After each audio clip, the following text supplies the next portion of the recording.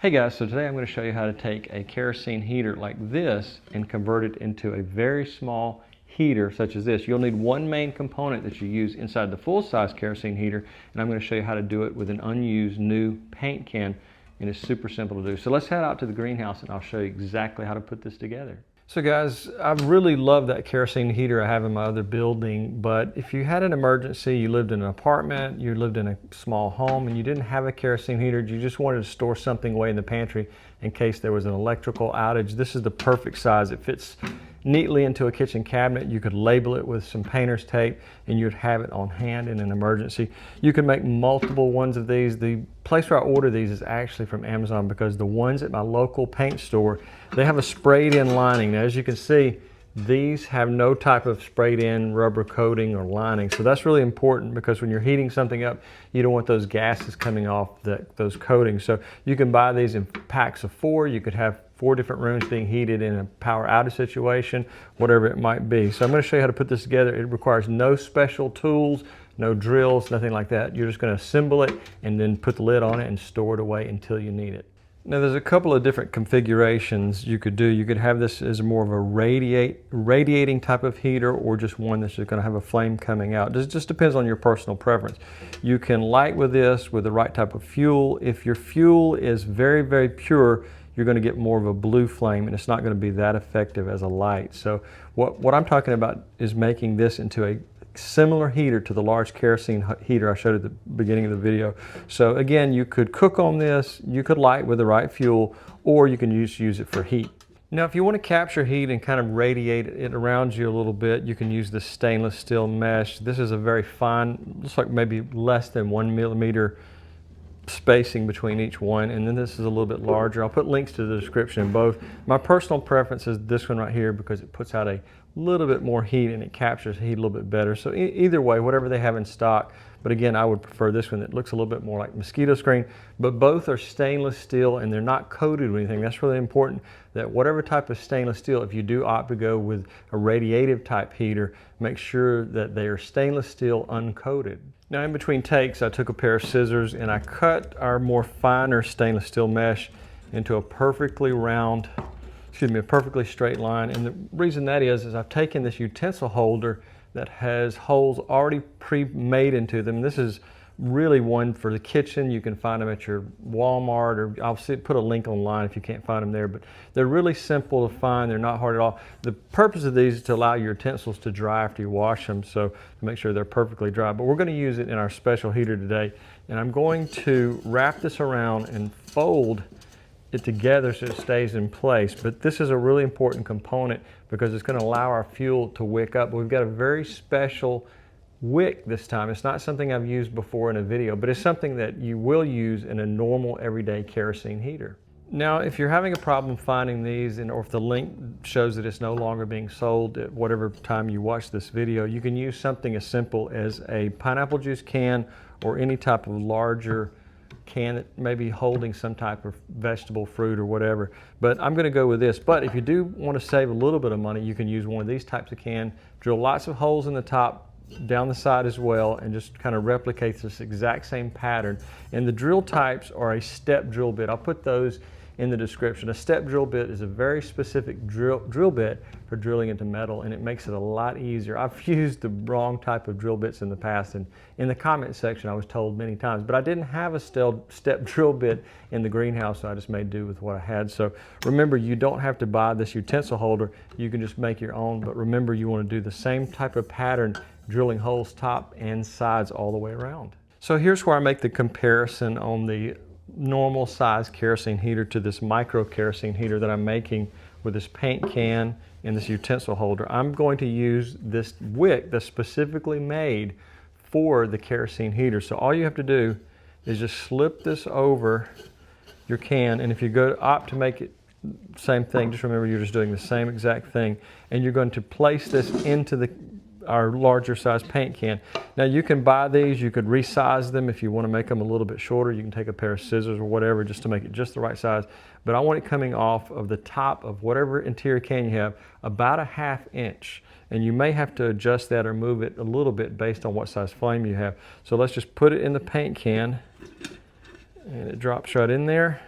And as you can see, there's a little bit of space around the outer edges. So what we're going to do is I'm going to use this wire, the stainless steel mesh, and I'm going to put it on the interior can and then put our wick back on it. So that's one thing I'm wanting to make this a kind of a radiative type heater, but this is an optional item. You don't have to do it this way, but you can just have the paint can, you can seal it, and you can write on there emergency kerosene heater. But let me show, and I need to talk about fuels as well, but let's try to put this on there first because there's a couple of added items I'm going to be adding to it. But let's put this in place, and I feel like it's a little bit too tall, so I'm going to cut a little bit of height off of it as well. Now I want to show you how I can be assured of cutting the mesh in a perfectly straight line. I've bent it over the side of the table. I've lined it up on this side of the table. Now you may have to take a ruler if you don't have these very easy to see demarcation lines between each layer of wood there, but I can just do that, and I know I'll have a perfectly straight line. And also be very careful because these edges can be sharp, especially when you're cutting them. So just go down through there. I do recommend wearing a pair of really thick gloves, which I'm about to put on right now before I get too deep into cutting this piece of very sharp edged stainless steel mesh.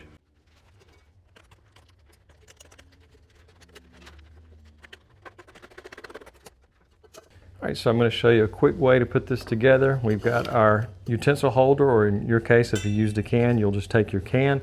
We're going to drop our wick on top.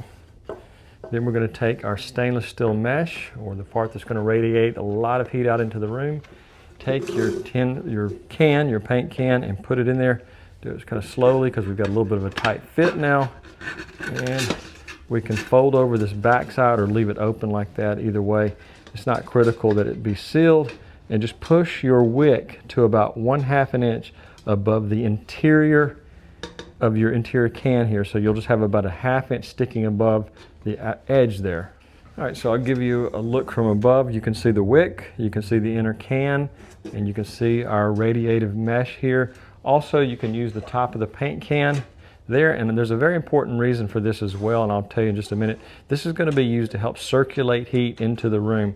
But as you can see, it almost looks like a store-purchased little heater here, but we've got a couple more steps to take, and I want to talk about fuel for just a second. Now the wick is going to pull up any fuel all the way from the bottom of your paint can, so there's a couple of different things I'd recommend you use. You could use rubbing alcohol, but again, the purity is not there. I've talked about this many times in other videos. You're going to have a little bit more soot coming into the room. Now this is a very pure form of kerosene. This is 1K kerosene, and this is denatured alcohol, and these are actually labeled and can be used indoors on different types of heaters, alcohol heaters, kerosene heaters. So whatever fuel you decide to use, you could keep it stored with your heater. But the type of kerosene that you purchase at your gas station may not be as pure and is going to put off a little bit more soot. So you have to take that into account.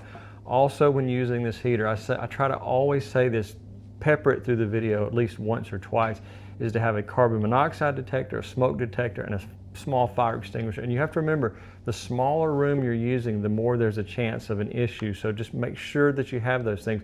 If you were to be burning this inside of a camper, I would absolutely recommend 2 carbon monoxide detectors and 2 smoke alarms and 2 fire extinguishers, because you don't want to have a complete tragedy. So this is a good emergency stove. If you're going to use it a lot, you're going to need that safety equipment. Now the great thing about these open holes on top, it makes it a lot easier to refuel. I'm going to opt for the first burning on this particular heater. I'm going to use the kerosene type heat, and this is really a pure form of kerosene. It's been filtered even more, and it's white, burns cleaner, and doesn't put off any soot, so it is labeled for that. So I'm going to fill this up about halfway, and then I'll let our wick absorb some of it before we light it. I'm going to try not to make too big of a mess, but not easy to do. I should have a funnel here, but I'm just going to pour that on there, and I'm just going to guesstimate about where the halfway mark is. And then I'm going to try to clean the mess up I just made. Then we'll light it and we'll just watch it burn for a minute. This can become red hot. And also, again, as I said earlier, this top is going to come in critical too for putting the air through the room. So let me put this on top of a metal plate underneath a pan, I should say. That way I don't have to worry about causing a problem for my wood, and it's just an added safety feature. Okay, just to make sure you're following a lot of safety procedures, I would probably recommend lighting this the first time outside. This is the third one of these I've built. It's worked perfectly every time. So let's light it and stand back and let it just burn for a while and make this red hot, and then we'll talk about some of the features you can add to the top.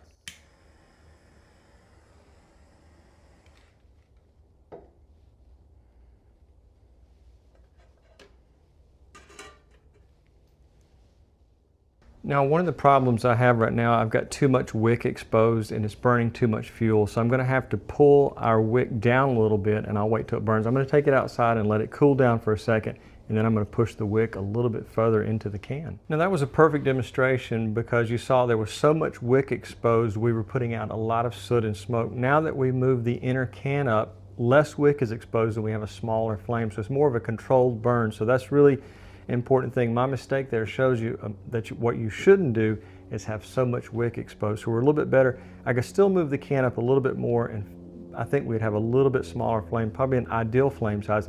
I've taken our mesh out because I had to reposition that interior can, but we're going to do a couple more things, and I'll show you how you could turn this into a device that will circulate heat throughout the greenhouse. Now, one of the things that I think I realized about this smaller interior can is a little too short for our paint can, and the other one of these I built, the utensil holder was a little bit taller. Actually, it was a lot taller, where it kept a lot of the wick from being exposed. So if I was going to do this again, I would either get a utensil holder that's almost exactly the same size as the interior rim of the can, or as this was a two-piece set, I would drill this one out and use this as our interior can there that we talked about. So it is burning great. The wick is pulling all the 1K kerosene to the top. It's burning, putting out a lot of heat, and I'll talk for just a sec about dispersing the heat throughout the greenhouse. Now, in all my grilling equipment, this is just I believe this is used for cooking fish, and I picked this up at my local grocery store.